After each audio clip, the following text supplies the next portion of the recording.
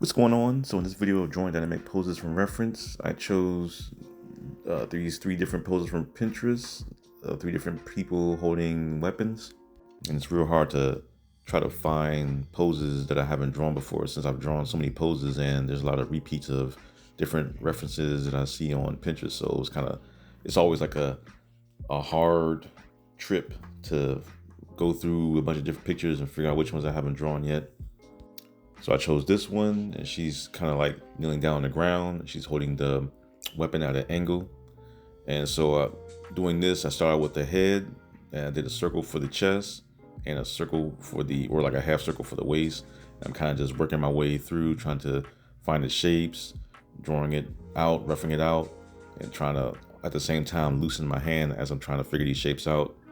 Because it's also a good way of trying to, get that form and gesture just right. You kind of like you're loosening out the hand at the same time as you're drawing the poses and drawing the shapes, because since you're not really adding details at this stage, you can use this as a way to loosen up your hand. You see now how I'm using these circles where the knee is to kind of measure out how far the knee is going to be when I start to add those overlapping shapes in there. And you see where it's like an easy way for me to add in that leg to connect to that where the knee is. And it's kind of like if you're trying to figure out, how to connect certain things, and doing it this way is a way to kind of like figure that out when you're positioning the certain body parts and doing them quickly. It's almost like you're doing gestures, but at the same time, you're doing it with shapes, roughing it in there and trying to figure out, where everything is. That way, when you start adding details, you can go in and add that, whatever character is you're trying to make. Now I'm drawing her arm, connecting into the shoulder. I'm drawing just some quick lines, going straight up and down. And usually I'll do cylinders sometimes, and sometimes I'll do it this way where I'm just drawing, quick strokes and quick lines just to get the arm in faster. And then a cylinder for the other arm, kind of a cylinder, just at the same, again with this one, drawing a quick line. I know before you've seen me draw circles for the elbows, but in this case, I just kind of drew like a quick line going straight through, just to make the arm quickly. Now making the line where the sword is supposed to be placed, just so I can know how far to place that hand.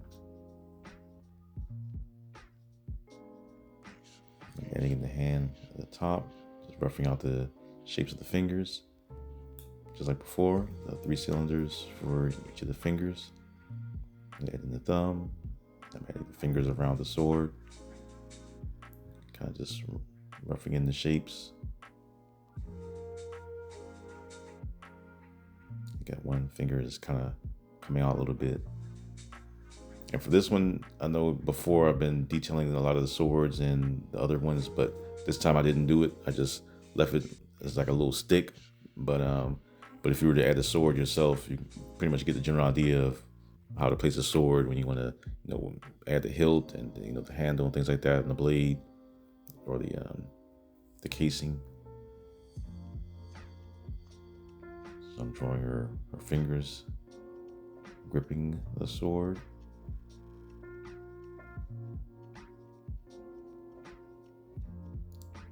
Adding in just darkening some of the lines. Now with this pose, it's her, and she's kneeling down, her feet planted on the ground, and she's kind of like holding the sword, behind her head. And so with this one, I started out the same way as the other one, circle for the head, and I kind of did like the triangle where the nose is, and I kind of drew the circle on the side of the head. To indicate that the head is tilted to the side, as well as the circles for the eyes. And I think I've mentioned before in my other videos where you add the circle for the eyes, like you're drawing like the eye sockets, even though the actual eyeball is huge. And when you're drawing, the actual eye, when you're drawing the character's face out, the eye is smaller when you're squinting and things like that. So right now I'm drawing in the circle for the body. And I just drew the neck straight down, even though I'm just going to adjust it as I go. Because you know the neck is always going straight down, aligned with the chest. The head is the one that's really the one that's moving. So I'm adding in the waist, drawing that in. You see, the lines are rugged because I'm just, warming up the hand as I'm going. Kind of keep my hand loose. You see, I drew the circle where the knee is going to be, and I'm just drawing the line around the knee. It's kind of a easy method that I like to do when you're drawing for shortened body parts. And you see, because of that, I'm able to get the leg in and the foot fairly quickly doing it in that method. It's like you're overlapping shapes. And the more you practice that way, the easier it is when you start to, draw it like that. So it's mainly, especially when you're for shortening different shapes and things like that. I'm adding the cylinder for the arm, going straight down. And again, I didn't add the circle for the elbow like I have been in my previous videos. I just added the second cylinder going down for the forearm. And the other knee is kind of hidden behind their arm a little bit, so I just kind of do like a half circle. Now I'm getting in her fingers. It's kind of touching the ground. Same method as before, the 3 cylinders for each of the fingers. It's like the easiest and best method for getting that hand done quickly. Now a cylinder for the leg. What kind of a cylinder? I'm just drawing pieces of it that the eye can see from behind the arm. Getting the foot in there, darkening some of the lines. Now I'm just connecting the lines to connect a little bit more of the body part.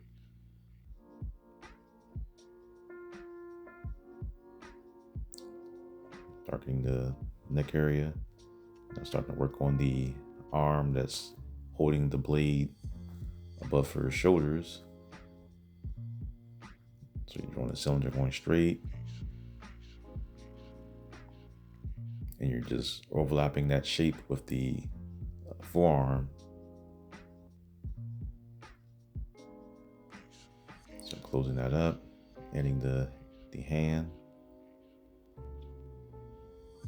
And with this one, I'm kind of just drawing out. I always like to draw out the whatever weapon it is, just so that the hand can connect to something and you know where the hand is connected to. I know there's some people who likes to draw the hand first and then start to add it in after. But me, I like to draw the outline of the weapon and then, or whatever they're holding, and then draw the hand around it. That way it's easier to have the hand gripping whatever that particular item is. So I'm adding in the hand, the palm, and the little thumb. Make sure it's 3 cylinders gripping the blade or the handle.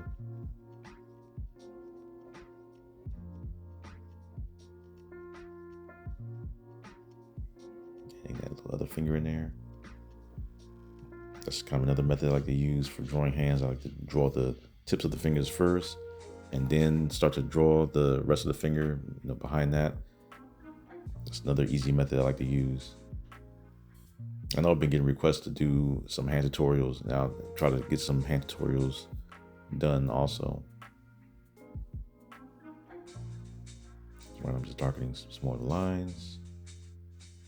Now for this one, it was like a picture of a ninja holding a blade at an angle. And this one, it was a fairly easy one, just like the rest of them. Except for this one is kind of tilted to the side a little bit. So I drew the head And since the head is tilted up, I know you've seen me draw before. Whenever I draw the head tilted up, I always put the circle on the bottom where the neck is to kind of show that the head is tilting up, and that's the angle that is in, as well as me putting the ears there, so I can kind of, my eyes can visualize that the head is moving up, as well as how I have the triangle for the nose, in the shape of the nose tilting up also. And it's an easy way of having your brain know that the head is tilting upwards, or not tilted upwards, where it's looking, because of the angle of the perspective, you're looking from down and up.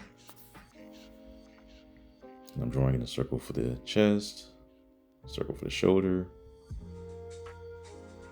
So that center line also, that's there to kind of show that it's at an angle. Drawing in the forearm. And this was a fairly easy pose, so this one was done a lot quicker. It wasn't a lot to go on with this one, since I wasn't drawing, the feet and then the legs or anything. Everything focused on the top part of the body.